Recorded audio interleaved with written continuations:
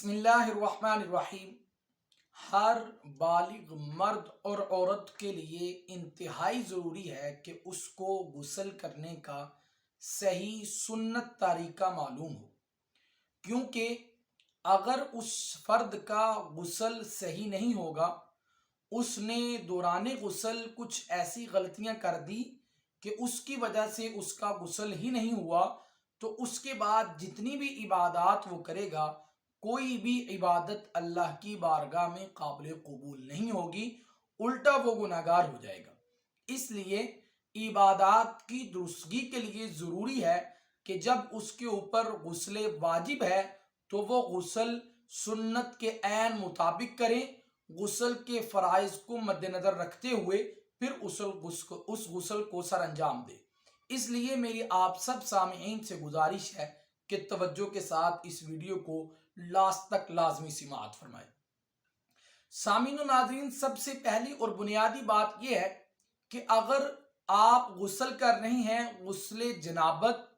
وہ غسل جو آپ کے اوپر لازم ہے، ضروری ہے۔ اس صورت میں مرد ہو یا عورت ہو، اس کے جسم کے اوپر جس بھی جگہ پر نجاست لگی ہوئی ہے، سب سے پہلے حکم یہ ہے کہ آپ اس نجاست کو زائل کر لیں۔ پھر اس کے بعد آپ غسل کرنے سے پہلے جس طرح نماز کے لیے وضو کیا جاتا ہے اسی طرح وضو کریں۔ پھر اس کے بعد گرگرہ کریں، 3 مرتبہ گرگرہ کریں، کولی نہیں کرنی، کرولی نہیں کرنی، بلکہ گرگرہ کرنا ہے، یہاں تک آپ احباب نے پانی کو پہنچانا ہے۔ پھر اس کے بعد ناک کی نرم ہڈی تک پانی کو پہنچائیں، 3 مرتبہ ناک میں پانی ڈالیں۔ پھر اس کے بعد سنت طریقہ یہی ہے کہ پہلے داہنے کندھے کے اوپر پانی بہائیں، پھر بائیں کندھے کے اوپر پانی بہائیں، پھر اس کے بعد سر کے اوپر پانی بہا دیں۔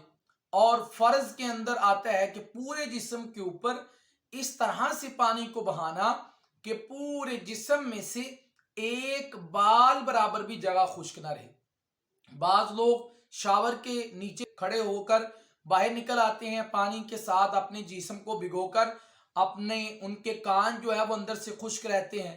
اور اسی طرح اگر انہوں نے کوئی اس طرح کے چپل پہنے ہوئے ہیں تو پاؤں کی انگلیوں کے درمیان والی جگہ خشک رہتی ہے۔ تو اس لیے اپنے جسم کو اچھی طرح مل لینا یہ بھی ضروری ہے۔ اور اگر کسی مرد نے انگوٹھی پہنی ہوئی ہے تو آپ اس انگوٹھی کو حرکت دیں، اگر وہ حرکت نہیں ہوتی اس کو تو اس کو اتار لیں، پھر غسل کریں۔ اور اسی طرح اگر آپ نے کوئی واچ کو بریسلیٹ پہنا ہوا ہے تو اگر اس کو حرکت دی جا سکتی ہے تو آپ حرکت دے لیں، وگرنہ آپ اس کو اتار کر پھر غسل کریں، تاکہ اس کے نیچے جو جگہ کور ہوئی ہے وہ بھی پانی کے ساتھ تر ہو جائے۔ عورتیں ہیں، عورتوں نے کان میں کانٹے پہنے ہوتے ہیں، ناک میں جو ہے وہ نتھنی وغیرہ پہنی ہوتی ہے، ہاتھ میں چھلے، انگوٹھی، چوڑیاں، ان ساری چیزوں کے موجودگی میں ساری چیزیں جسم کے اوپر جو ہے وہ زیبتن ہے۔ اس کے باوجود اگر جسم کے ان سوراخوں میں ان جگہوں پہ پانی پہنچ جاتا ہے تو فبیہا، وگرنہ ان تمام چیزوں کو اتار کر عورت غسل کرے، تاکہ اس کا فرض جو ہے وہ بالکل جو ہے وہ مکمل طور پر ہو جائے، اس کے جسم میں سے ایک بال برابر بھی جگہ خشک نہ رہے۔ تو یہ طریقہ کار ہے غسل کرنے کا سنت کے مطابق، اور اس میں 3 فرائض ہیں: گرگرہ کرنا، ناک میں پانی ڈالنا، اور اسی طرح پورے جسم کے اوپر 1 مرتبہ اس طرح پانی بہانا کہ پورے جسم میں سے ایک بال برابر بھی جگہ خشک نہ رہے۔ اللہ رب العزت سے دعا ہے کہ اللہ تبارک و تعالی مجھے بھی اور آپ سب سامعین کو بھی دین کو سیکھ کر، سمجھ کر اس پر عمل پیرا ہونے کی توفیق عطا فرمائے۔